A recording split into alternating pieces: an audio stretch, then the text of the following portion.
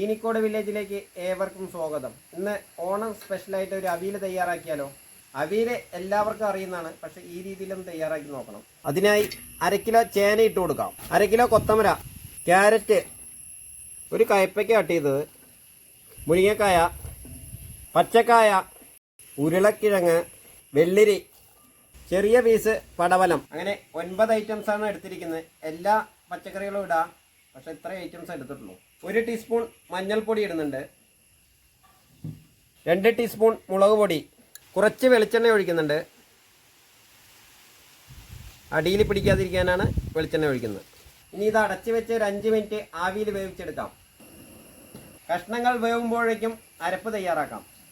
2.5 മുറി നാളികേരം എടുത്തിട്ടുണ്ട്, 2 ടീസ്പൂൺ നല്ല ജീരകം, 10 പച്ചമുളക്, കുറച്ച് വേപ്പില. ഇനി ഇതൊന്ന് ചതച്ചെടുത്തിട്ട് വരാം. ഒന്ന് തുറന്ന് നോക്കാം.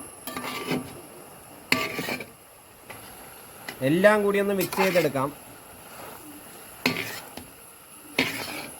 1/2 ലിറ്റർ മിൽമയുടെ തൈര് എടുത്തിട്ടുണ്ട്, ഇതൊന്ന് ഇതിലേക്ക് ഒഴിച്ചു കൊടുക്കാം. ഇനി കഷ്ണങ്ങളെല്ലാം തൈരിൽ കിടന്നിട്ടാണ് വേവേണ്ടത്. ഇനി അടച്ചു വെച്ച് ചെറുതീയിൽ വേവിച്ചെടുക്കാം. തുറന്നൊന്ന് ഇളക്കി കൊടുക്കാം.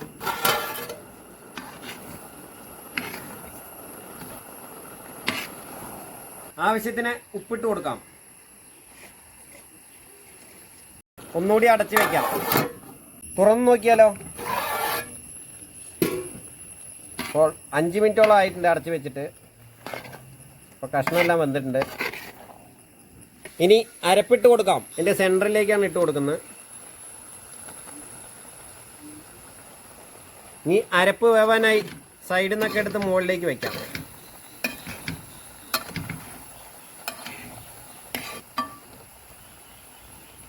ഇനി ചെറുതീയിൽ ഒരു 5 മിനിറ്റ് വേവിച്ചെടുക്കാം. അപ്പോൾ 5 മിനിറ്റ് ആയിട്ടുണ്ട്. അരപ്പെല്ലാം റെഡി ആയിട്ടുണ്ടാവും, നോക്കാം. അരപ്പെല്ലാം റെഡി ആയിട്ടുണ്ട്. ഒന്ന് ഇളക്കി കൊടുക്കാം. അപ്പോൾ അവിയലെല്ലാം നല്ലപോലെ മിക്സ് ആക്കിയിട്ടുണ്ട്, എല്ലാം റെഡി ആയിട്ടുണ്ട്. ഇനി ബർണർ ഓഫ് ചെയ്ത് കുറച്ച് വെളിച്ചെണ്ണയും വേപ്പിലയും കൂടി ഇട്ട് കൊടുക്കാം.